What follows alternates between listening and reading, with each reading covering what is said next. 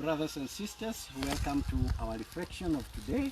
And today I said I'm going to be particular on the book of Numbers, chapter 21, verses 4 to 9.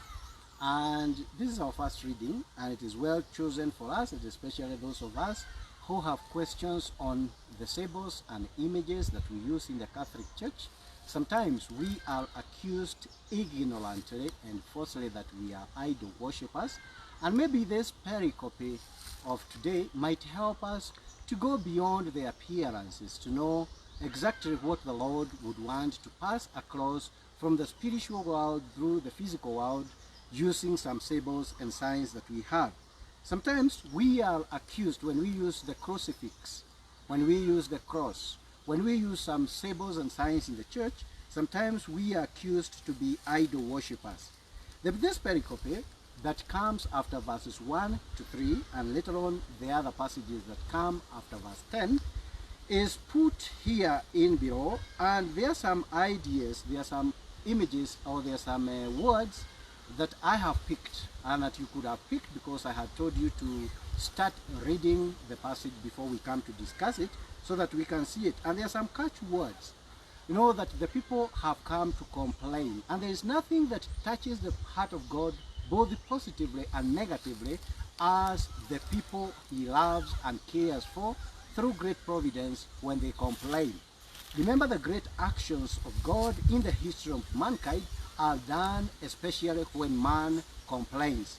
When they complained in Egypt, he told Moses, I have heard my people weeping. I have heard my people crying. And when they were in Egypt, God came down. He was visiting like a friend, and he says, I have heard my people cry, and I want to send somebody to bring them to salvation. When during the time of Sodom and Gomorrah, there was a complaint, there was a cry going up to God, and he said, I have been told that my people in Sodom and Gomorrah, there is some wickedness that is coming and rising up to me. So whenever God hears, and in a positive way, he comes to save the people. But when people complain the negative way, God comes to punish them. And this is what is happening in the passage that we are going to discuss about. And I ask you to be seated well, because today it might be longer than the days that we have been talking about.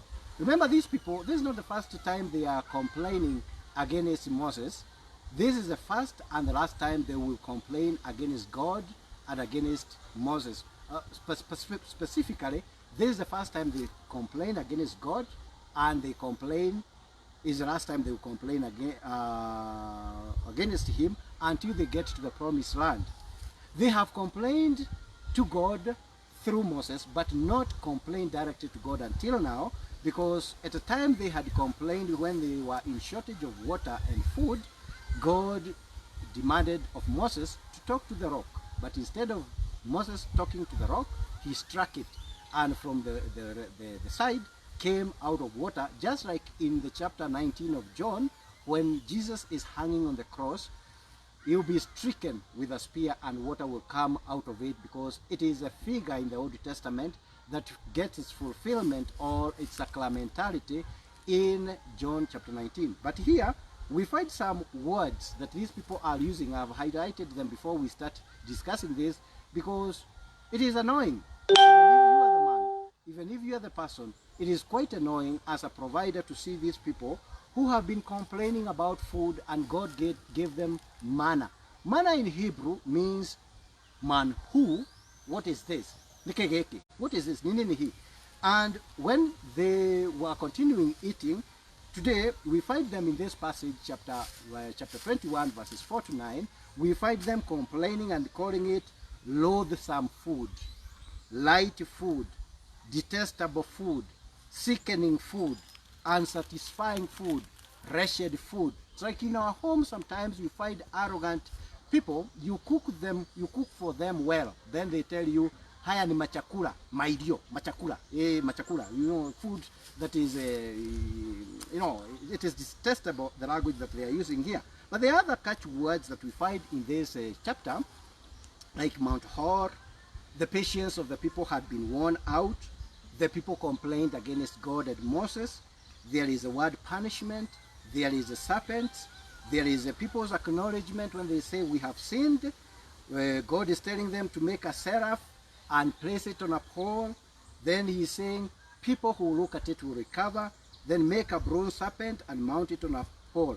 And when we look at this passage that we has been chosen for us by the church, verse 4 to 9, is within a bigger pericope that we shall find a rebirth of a new generation in chapter 25 and 26. You remember that immediately after the reconnoitry of the promised land in chapter 13 of Numbers 13, 25 to chapter 14 verses 10, people complained against God and against Moses when he said, we shall not be able to get there because they are giants, they are people that we cannot be able to overcome. But there was Joshua son of Nun and Caleb who said to Jepemoyo, let us become courageous, let us go. And there after complaining, there is a group that wanted to go back to Egypt and others would want to push on. So this is not the first rebellion. And I'll call this the last rebellion and cleansing before the people of Israel get to the promised land. And this pericope that we find of this arrogance of the people is like a bunker. It stands in between life and death. This death will be the most terrifying, and there will be a rebirth in chapter 25 and 26. They are going to be cleansed, and only a few, the old generation, the tired generation, the generation that is used to complaining. Maybe we as a nation have come to a place when we are only complaining. The government is doing all the efforts it can, nature is providing all that it can, but we get to that we complain to so much that we are not able to see the providence of God and show gratitude. In this pericope, we are told that the people are weary, the people are tired, they have walked for a long journey, and what they are seeing in this barren desert, which is yielding short-spiritedness, they are complaining against Moses and God, and this is the first time since the Exodus began that they are going to complain directly to God until they enter the promised land. However short this complaint against God himself was, God does not take it lightly, because other times they complained to him through Moses, he would handle them like children. But now they have attacked his personality, they have attacked his identity, they have shown arrogance against his providence, and now he has to show them a lesson. He has walked with them through the journey of liberation from Egypt. But because of the many detours they are going around, remember they have been resisted, there is a king who refused that they pass through his territory, and in verse 1 and 3, a king who had vowed that they will not go through there, God made an alliance with them, and he made it possible that they go through the land, and they made an alliance that they are going to destroy everything, and God's hand was seen in what they had done. And immediately after verse 3, when they had triumphed, though literally speaking, these passages could be knit together, they may not have any relationship. Immediately after this victory of God, these people are shown to be without gratitude, and they complain. They have nostalgia for Egypt, just like sometimes we have nostalgia for the colonialists. Sometimes we have nostalgia for the times of Mzee Jomo Kenyatta. Some other times we have nostalgia for Mzee Moi. Others will always quote what used to happen during the time of Mzee Kibaki. Now we have to live contextually. Sometimes the nostalgia kills. These people are complaining about the nostalgia of Egypt. They are complaining about manna that God had provided to them, and now they are calling it loathsome food, maidio, machakula. And you know, this is what they had been eating every day. They get a time, God can even ask them, like our president one day anasema, sasa mnataka nifanye nini? What do you want me to do? It's like God has got, but this is anthropomorphism. When we give God the qualities of human beings, it's like God is asking them, what do you want me to do? And these two experiences that are with these people are already with them. In their mind, they have the death and the burial of Aaron. Remember, this passage comes immediately after the death and burial of Aaron and of Miriam. Remember this triad, the three, Moses, Aaron, and Miriam have been guiding the people, and 2 pillars out of 3 have died. And these people are in the desert of sin, and they are asking, shall God continue providing to us as he used to Aaron? Remember when Moses went on top of the mountain, they were left being guided by Moses, being guided by Aaron and Miriam. And they could be asking deep within their spirits, how shall the journey be without Aaron? How shall the journey be without Miriam? And they are stagnating in the desert, and I think this is why they feel that they can no longer go on. Their disobedience, unfortunately, is this immediate antithesis of the obedience they had promised to God in chapter 21, verses 1 to 3. At this juncture of the pericope, the Israelites are trekking, walking in the desert of Kadesh, and we shall see that this journey goes for a whole chapter, verse 1 of chapter 21 to verse 1 of chapter 22. This complaint that they are making against God makes him to punish them with a fiery serpent due to his burning wrath. The fire, sometimes the anger of God is described with lightning, thunder, and fire. And this time he punishes them with creatures, the snakes, but not ordinary snakes. These are fiery snakes. As such, their bites were made them to swell, and they get blisters that are similar to those being burned by the fire. And that's why they are calling it the fiery serpent.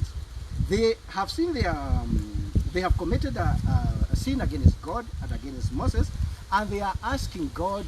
At this point, they are telling Moses to intercede for them to God, and he does, as he does other occasions, and God will respond and tell him to do something. Those who are soldiers against the use of symbols might get embarrassed to hear from the mouth of God. God telling them to create a creature, to make something they will call, other people would want to call an idol, but it is a structure that is to be smoldered, to be melted, to be sculptured, to be made and placed on a hill. God will be using inadequate means of a lifeless bronze serpent in order to save these people. We have to acknowledge that there are different schools of thought that could have come up with this story. Some of you who might have been following some of my lessons, you know that there are at least 4 schools of thought that came up with the Pentateuch. There is a Yahwistic school, there is a Deuteronomic school, there is the Elohist school, and the priestly school. And these put together, they come, but they want to talk about the power of God. Even when we see God using proxy, using mediated means of healing the people, because he could have shouted from heaven and say, be cured. But now he tells them that in order for you to receive this healing, something has to be done. You have to make the bronze serpent, and you, the people, after being beaten, you have to look, because they are arrogant people. There could be a snake there, you are beaten, and you decide to turn away. By turning away, it means that you are not going to get the healing. But he says that once you turn to the snake, you will get the healing. This story could be told in a prophetic way in order to discourage people from lamenting against God. Could also be a figure in the Old Testament talking about Jesus, who will eventually, or in the gospel of today that I'm not going to commentate about, of John chapter 8, when Jesus talks of being taken up. And because John has 2 levels, being taken up could mean being taken up on the cross, or being taken up in terms of ascension. And this pericope is talking about the healing power of God. Now, I told you to sit down because we are going to take a few minutes to dissect this section in pieces and in words and in bits, so that we can understand what it is talking about. In this introductory verse 4a could be a redactor's work. It means that this Pentateuch is not written by one person. When we were in the primary school, we used to be told that it was written by Moses. But that was until 1880, when biblical scholarship began, people discovered some things that do not add up, and that is when they started questioning the authorship of Moses in all this. And it could be remember, the serpent is a mythical tempter of our first parents in Genesis 3:1-7. Alongside this, we find another literary device of itinerary. That is a word that we, the Gikoyo, have a problem mentioning itinerary. And they are people on a journey, and they are going. This is intimately connected with the priestly narrative that is recorded in chapter 20 of this book that we are dealing with, verses 22a to verse 29, due to reference of Mount Hor that is named here in what we are doing. So we can, if we look at it clearly, we can say that the writer here is the priestly author, because of the itinerary formula. The priestly formula is known with the itinerary. Most of the itineraries are those that by the priestly author. This is the translation of God by Elohim, the magical power. In most instances, this passage will be talking about God as Lord, whose Hebrew equivalent is Yahweh. Besides, Yahweh has non-equivalent translation even when we try. Some weeks past, I told you that the name Yahweh means breathing in, breathing out. Yahweh. You give life. Life in, life out is Yahweh. Remember in the Garden of Eden, when God was creating, he made some creatures using mud, and eventually he molded out and gave the breath, which the Hebrew will call nefesh, which we, the Swahili speakers, will call nafsi. That breath that the child gets in the first time one comes into this life, breathing in becomes the breath of life, and when we are dying, going back to God, we breathe out. So we are in an itinerary between Yah, breathing in, and Hweh, breathing out, when life is breathing in and death is breathing out.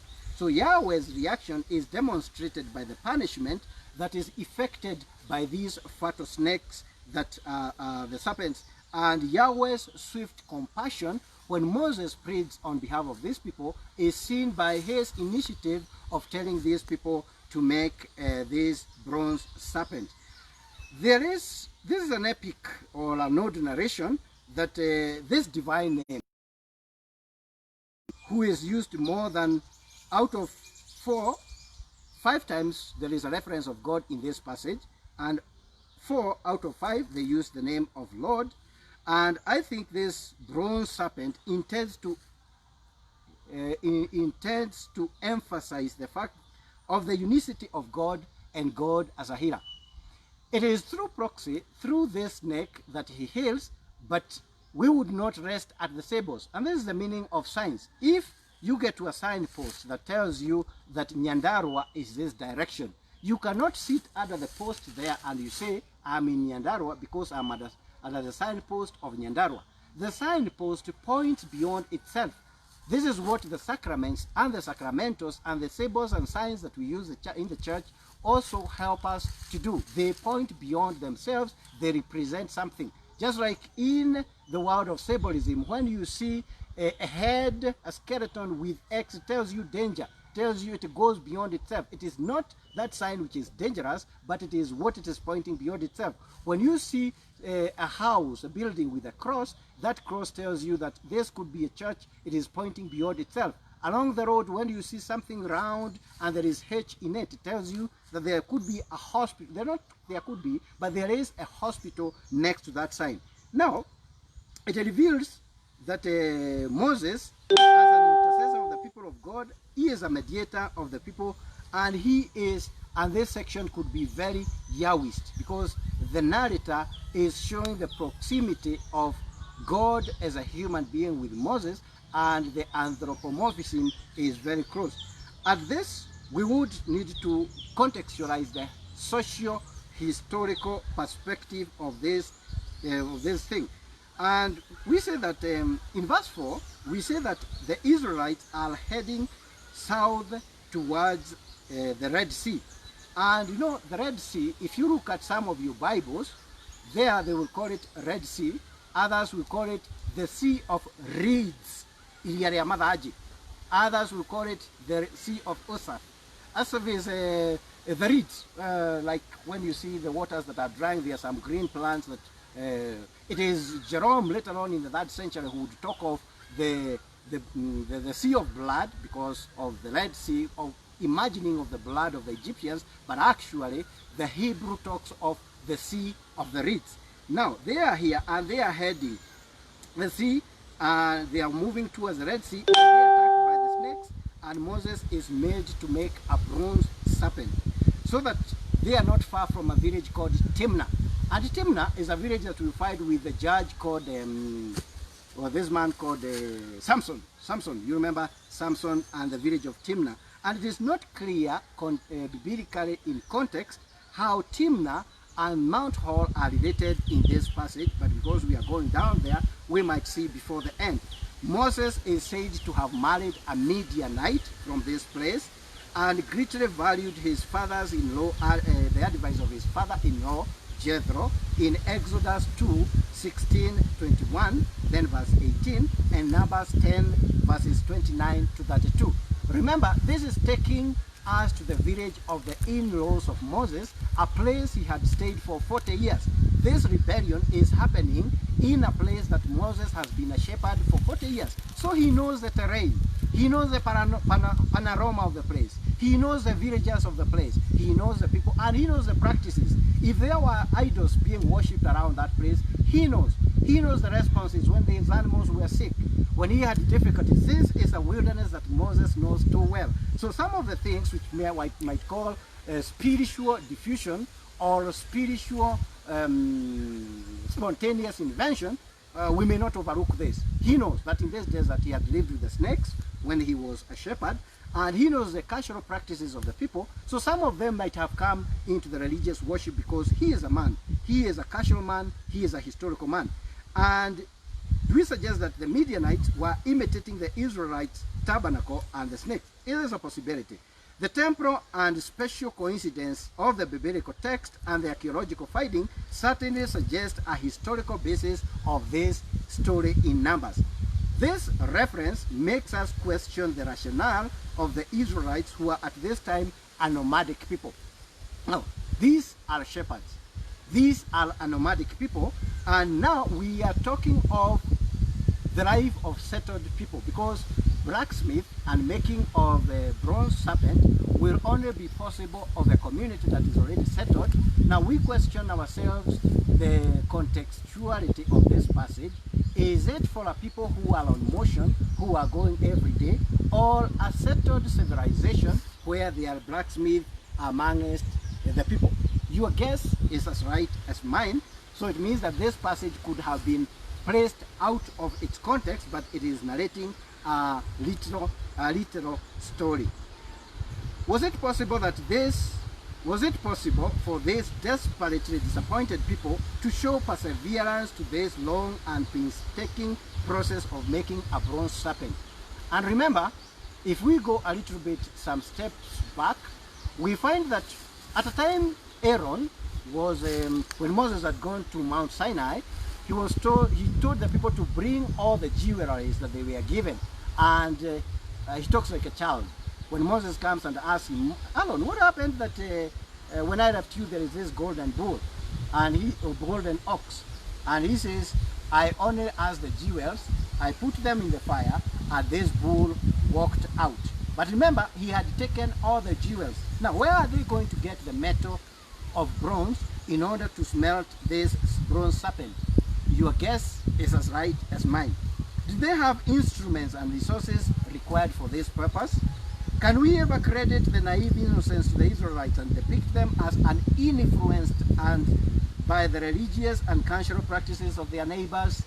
Because sometimes there are some fanatics, when they read the Bible, they talk of Israelites as the people of God who had never been influenced by other people. It's like people who are in in a vacuum, that they were never influenced by others and never influenced others?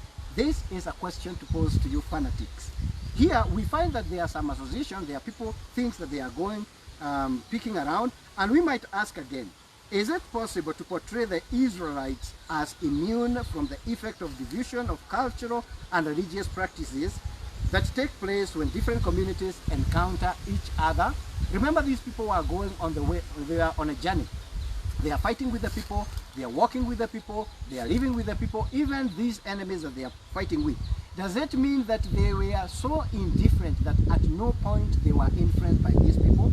Even if they were to have an art of metal work, how many people were to die from the pestilence of the serpent before they finally smelt and cast what is required to mold a bronze serpent big enough to be visible to over 600,000 men? Just like today, we are suffering from the coronavirus, and we are asking if the government is talking of at the end of the month of April, there will be at least 10,000 people cases of coronavirus. We are now looking at the boarding schools in order to look for solutions. Now imagine we are in the desert, you have at least 600,000 men, and you have to make a serpent that people, a group of 600,000 men, in case they are stung by this fiery serpent, they can look and see how big could it be? Could it be like the statue of Dedar Kimathi here, or Tom Mboya, or the others? It must be big. So in order to get all these resources, then it must be many tons and tons of metal that are required, and these are not possible for a community that is walking in the desert. So sometimes we need not to read the Bible in a very naive way. We need to question a few things, but we have to keep the message with us. Could this, did they actually have an idea of the seraph, which were temple beings, which are when they were still in the desert? And remember, now they had not made the temple of Solomon where the seraphs will be. They have not even they have not even settled, and now they are talking of the seraphs. Could they still be having any ornaments remaining after they had given to Aaron to make the golden calf? Exodus 32 verses 1 to 6. Or that they were rewarded from Egypt in Exodus 11 2 to 3. I guess that the forging art is something that will come later from their neighbors when they settled in Canaan. You remember the Canaanites were also blacksmiths. They were people who were forging metal and making such artifacts. And when they settled in Canaan, and the seraphs are cultic beings, they incorporated later in the temple. Aha! There are people who think that the religious worship of the Jews is pure, coming directly from heaven. But most of the things that are recorded they did and they put in the temple are things that they were scavenging and collecting around from the communities that were around them. They will cooperate it in the worship of the people later on. The idea of ill speaking against God is rooted in the cultic text of Psalms 78 verses 19. And this confirms the root of the story lies in a cultic etiology. Now, when you are doing literature, there is what we used to call etiological stories. The story that tells why the hyena leaps, why the crocodile, why the ostrich has a long neck, or even other things, why the rabbit behaves in a certain way, or why this has shorter legs than others. These are called etiological stories. But this one is an etiological cultic story that tries to express something that we shall see later on during the time of the reign of King Hezekiah, because the worship of the brazen snake was in the temple later on, and maybe the authors are placing it back to the time of Moses so that they can counter-oppose the cultic worship and practices during the time of Moses and at the time of King Hezekiah. We imagine that this could be a product of popular religious imagination. These questions that are posed above and observations that are some of the observations that can make us allude to the fact that this text is a combination of very different sources, and it is written in different text contexts and many periods other than the one it is alluded to. This could be a text that was written later on as a reflection of the theological path of the people, and it may not have happened exactly as it is placed in the desert. And therefore, I want to imagine that the final formulation of this text could be later than the 8th century before Christ, after the liturgical reformulation of King Hezekiah. In its possession, it seems to prepare the reader to anticipate a later happening, and having shown that it has been worked to suit that motive, it becomes anachronistic text. Anachronistic text is a text that has been placed before its time. Like you may talk of when Jesus was going to Galilee, he drove with his Jaguar, or he drove with his Mercedes-Benz. By the time of Jesus, there was no Jaguar, there was no Mercedes-Benz, but because you would want to attribute a Jaguar to Jesus, if you put a Jaguar or a Mercedes at the time of Jesus, you have something in English we call anachronism, putting a thing before its context. Now, this text could be a kind of an anachronistic. Anachronism is a stylistic work, for those of us whose grammar is a little bit difficult, and it is an art of accrediting a person or a thing or an event to a time other or outside the actual period, but more especially to an earlier context. So we are saying that this Bronze Serpent could have happened later on when the people are already settled, but the author is placing it some many hundred years before the actual time, in order to distance it from what is actually happening, to give it a history better than what the current people are understanding. The Yahwist writer does not seem to be disturbed by the veneration of this bronze serpent in order to bring about healing, but his role is to present the facts as they are. Remember, I have mentioned something we are calling cultic etiology, or a saga, where the Yahwistic writer presents and wants to show that the serpent as a cultic object. Remember, I dive it a little bit. And the serpent and the snake was a god or a goddess in Babylon. Remember, most of the writings that we have are written post-Babylonian exile. When the people of Israel went to Babylon, there are so many things that they observed there, that they learned there, that made them question their religious rationale. And when they are being inspired and talking about the stories about their God Yahweh, they take a lot of stories that they got in Babylon. For instance, the snake was a goddess in Babylon. And every community, whenever they went into a war, they were saying, if we win, it is you, God, who has won. But quite often they forgot to say that if we are defeated, it is you, Lord, who is defeated. Imagine now I'm talking to you from Nyandarua, a place called Daragwa. If it was in the ancient Near East context, there was a place, there could have been a god called Daragwa. If I am marching towards a community, against a community in Nyahururu, they would have a god called Nyahururu. So before the community in Daragwa and the community in Nyahururu went to fight, the two gods, the god Daragwa and the god Nyahururu, would fight in the air, and we are just agents of making the two gods fight.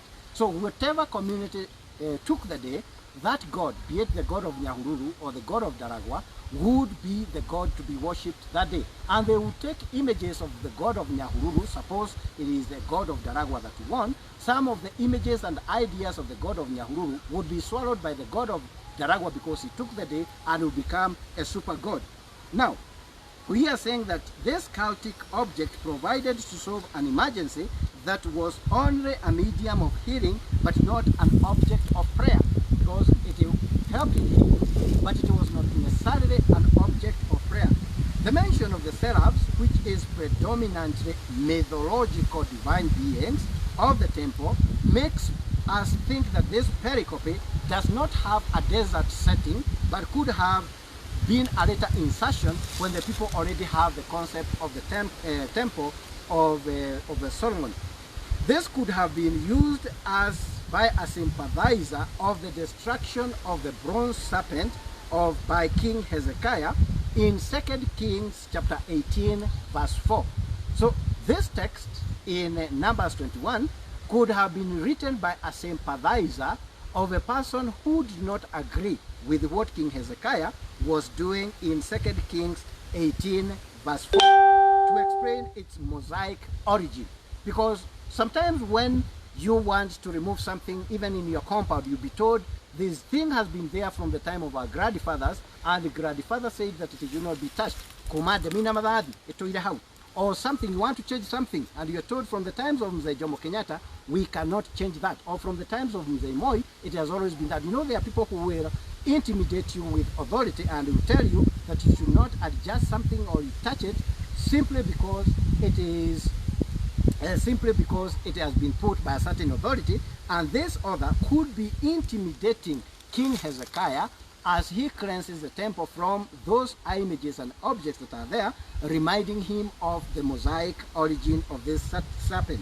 As a result, we refer to this form of writing as anachronistic, which places this desert episode as anticipated time so as to meet the unexpected intention in the future. Anachronism becomes a religious, literal device in order to communicate a certain message. He does this with the aid of a cultic language of the temple liturgy to present his motive of idolatry, while yet the temple did not exist while they were wanderers in the desert. This writer is talking of things that will be found later on in the temple of Solomon to a people who are in the desert, even long before they imagine of an existence of a temple. The desert is a suitable milieu for the serpents. You read Deuteronomy 8 verse 15. Thus it places the snake pestilence there. Placing it there is something that is logical. Similarly, from this passage in Deuteronomy 8 verses 11 to 20, the mighty works of the Lord in the desert gain a liturgical status through which they were never to forget celebrating it. Isaiah will come later on to refer to the desert as a place of the serpents, Isaiah chapter 30 verses 6, and even classifying the flying serpents as worse than ordinary ones in Isaiah 14 verses 29. They are the flying seraphs, are also seen in the vision through which the prophet Isaiah was called by God, that also effected a burning sensation through the coal that touched his lips in Isaiah 6:6-7. We do not get any evidence that this bronze serpent was carried to the temple of Jerusalem by the Exodus pilgrims, and therefore we cannot with certainty say how it got there. We do not know how it got to the temple from the desert. I'm not sure they would be able to carry all these tons. That bronze serpent that would be seen some kilometers away by the 600,000 people, we are not told how they later on carried it to the temple, and this is why we want to doubt that this context is actually a desert context. This is where any person trying to make a commentary on this passage will come to a dead end, since it is not clear and we are not able to establish some facts. We can, however, deduce that from our general knowledge from the scriptures, that the bronze serpent as a sacred object could not be a foreign thing to the people of Jerusalem. Remember that this town of Jerusalem was held by the people called the Jebusites before they were conquered by David later on, and he made it his capital of the amphitonic Israel, that is in 2 Samuel 5:6-10. When Israel was an amphitonic, there were 12 tribes and 12 empires living together but connected through the temple. Jerusalem before then was held by the Jebusites, and the Jebusites together with the Canaanites were known to be famous in worshipping other gods, be they the gods of the netherworld, those of the dry land, the gods of the sea, and the gods of the sky. They were known to worship a pole god associated with fertility that they call Ashtaroth, like we see in Judges chapter 2 verses 13. The serpent was revered among the Canaanites and the Egyptians due to the mysteries surrounding it based on the mythologies relating to it. I divert again. We go back to Babylon. When the Israelites were driven out of the promised land and taken to Babylon, they found that in Babylon, the goddess there was a snake, and it had a special garden where there was a perennial tree, and this serpent or this goddess was only to be seen by the faithful soldiers of the king. And whenever you did something, you were allowed to get into that garden they were calling paradise, because the name paradise has Babylonian origins. This is a special reward of one who is faithful. And maybe this is why Paul later on will say, what is reserved for the faithful of God, no eye has seen, no ear has heard, but the one who will be faithful to end will be given that which the eye has not seen. And it was a principle in Babylon. If you are faithful to the king, you would eventually be rewarded with a simple image of paradise, where there is a special garden with a perennial tree and there is a serpent. Now, you can note now why in Genesis chapter 3, when they write it, because it is not written at a very early in the beginnings, when they came to write about it, they had to change the concept, the Babylonian concept of God, of serpent or the snake, as a goddess, and they would see him as a tempter or in the negative light. We find it also in Egypt that in the Egyptian pantheon is a family of gods. The Egyptians had a family of gods. There were so many gods, and one of them was Uraus, a god serpent that was venerated, and it decorated even the pharaoh's throne, and it is seen in ancient reliefs. There is also a cobra that was especially honored in Egypt. So the snake, it is not only in Babylon, or it's not only here in the desert, that the snakes will be given a divine symbolism or reverence that calls for worship. And you may have seen that even in the nursing profession or in the medical college, you always see a stick with a snake going around it, because the snake was considered as an immortal animal, very prolific, and it produces a lot of young ones. And because of removing its skin, it was considered to have 1,000 lives, and therefore it was a symbol of immortality.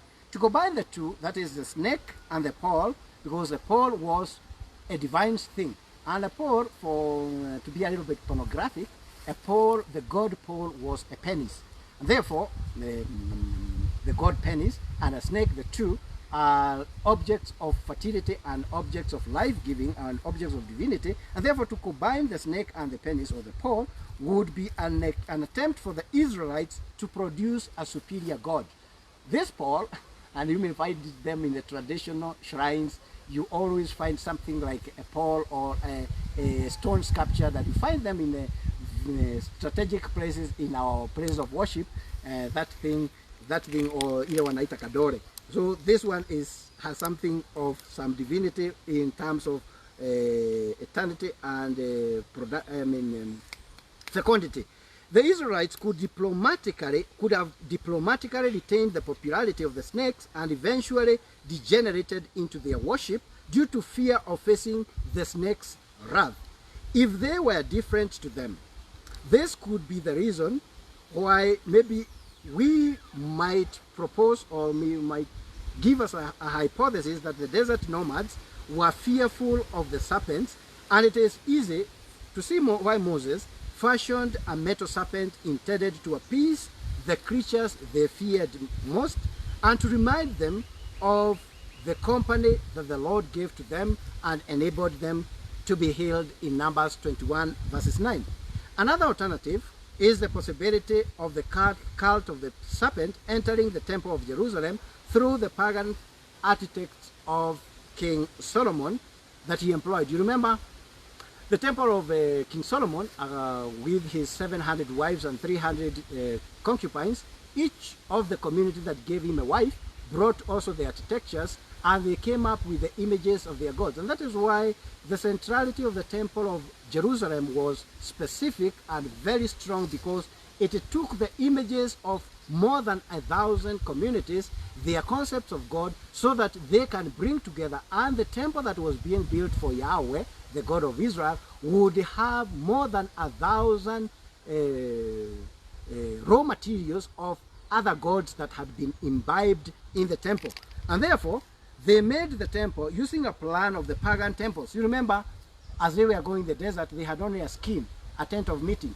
But The power of a God was seen by the structure, the house that he indwelt. They get there, they are intimidated. Wanaambiwa wewe tutakata hii nyumba yako ya Mungu wenu na kwa wembe ama kwa kisu.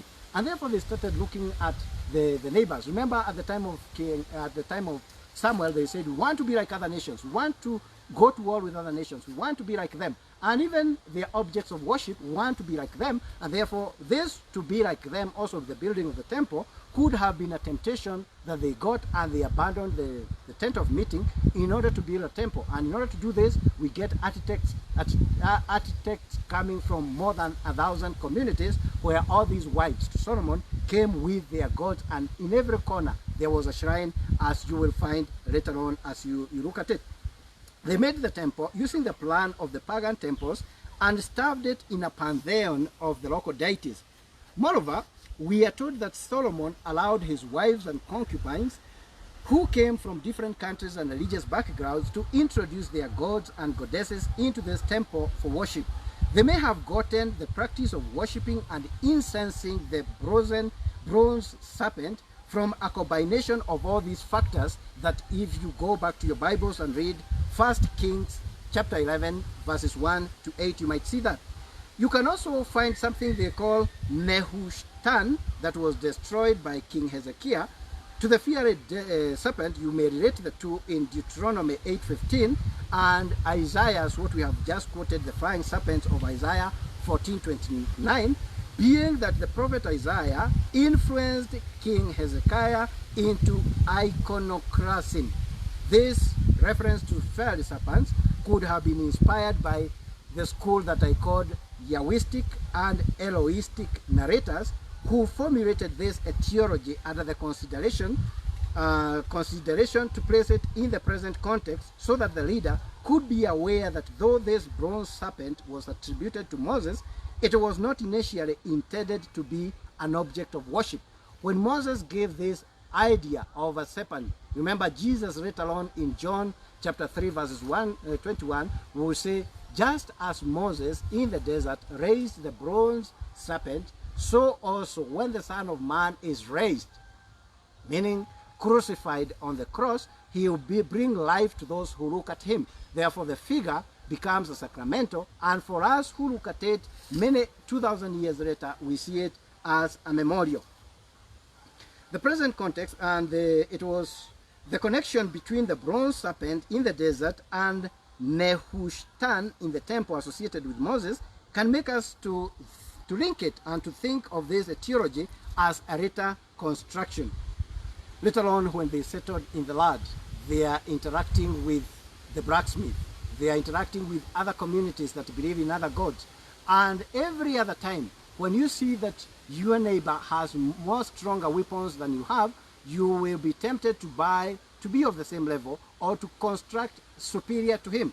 Therefore, some of these practices of the worship of gods and goddesses might have influenced the people of Israel to start looking at the practices of their neighbors and taking them up in order that they can measure up. When they said we want to be like other nations, it would mean that they want also to practice what they do. When they get to the promised land, they get something familiar to the temple environment, and these sacred objects can be found therein. We can argue that this pericope, Numbers 21 verses 4 to 9, received its final form after the destruction of the Temple of Jerusalem in post-exilic times. We can make this remark from the fact that verse 4a is from a priestly writer who might have written in Babylon around the year 550 to 450 BC.